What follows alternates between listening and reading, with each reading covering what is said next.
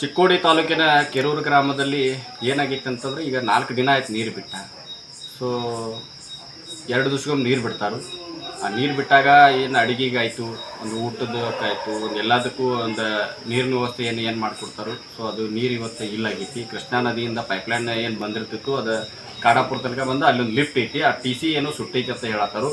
But ಈಗ ಅದು ಯಾರೋ ಹುಬ್ಳಿಯಿಂದ ಬಂದು ಅದನ್ನು ರಿಪೇರಿ ಮಾಡಿ ಕೊಡ್ಬೇಕಾಗ್ತದೆ ಅಂತ ಹೇಳತ್ತಾರು. ಬಟ್ ಅಲ್ಲಿ ತನಕ ಏನಾಗ್ತೈತಿ ಕೆರೂರದ ಪರಿಸ್ಥಿತಿ, ಕೆರೂರು ಗ್ರಾಮದಾಗ ಊರಾಗಂತೂ ಒಟ್ಟು ನೀರಿಲ್ಲ.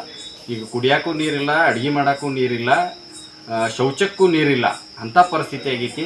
ಈ ಬೆಳಗ್ಗೆ ಜಳಕ ಮಾಡೋದನ್ನ ಎಷ್ಟೋ ಜನ ಹೊರಗಡೆ ಹೋಗಿದ್ದಾರೆ. ಇವತ್ತು ಟಾಯ್ಲೆಟ್ಗೂ ಕೂಡ ನೀರಿಲ್ದಂಗೆ ಆಗೈತಿ ಪರಿಸ್ಥಿತಿ. ಅದಕ್ಕೆ ತಕ್ಷಣವೇ ಗ್ರಾಮ ಪಂಚಾಯತಿಯವರು ಮತ್ತು ಅದಕ್ಕೆ ಸಂಬಂಧಪಟ್ಟಂಥ ವಾಟರ್ ಸಪ್ಲೈದವರು ಅದರ ಬಗ್ಗೆ ಎಚ್ಚರವನ್ನು ವಹಿಸಿಕೆಸಿಂದ ನಾಳೆ ಅದನ್ನು ರಿಪೇರಿ ಮಾಡಿಸಿ ನಾಳೆ ನೀರು ಬಿಡ್ತಕ್ಕಂಥ ಒಂದು ವ್ಯವಸ್ಥೆಯನ್ನು ಮಾಡಿಕೊಡ್ಬೇಕು. ಇಲ್ಲಾಂದರೆ ನಾಳೆ ಒಂದು ಬರಲಿಲ್ಲಪ್ಪ ಅಂತಂದ್ರೆ ನಾವು ನಾಡಿದ್ದು ಒಂದು ಪಂಚಾಯತಿ ಮುಂದೆ ನಾವು ಹೋರಾಟಕ್ಕೆ ಇಳ್ತೀವಿ ಅಂತಂದು ಕೊಡಗಳು ತೊಗೊಂಡು ಕಿಶನ್ ಒಂದು ಎಲ್ಲ ಗ್ರಾಮಸ್ಥರು ಕೂತ್ಕೊಂಡು ಪ್ರತಿಭಟನೆಯನ್ನು ಮಾಡ್ತಕ್ಕಂಥ ಒಂದು ಟೈಮಿಂಗ್ ಬರ್ತೈತಿ, ಸಮಯ ಬರ್ತೈತಿ ಅಂತಂದು ಈ ಒಂದು ಮಾಧ್ಯಮದ ಮುಖಾಂತರ ಎಚ್ಚರಿಕೆ ಅನ್ಕೊಡ್ತೀವಿ. ಮಂಜುನಾಥ್ ಬಾಳುಪರಗೌಡ, ಚಿಕ್ಕೋಡಿ ತಾಲೂಕು ರೈತ ಸಂಘ ಅಧ್ಯಕ್ಷರು.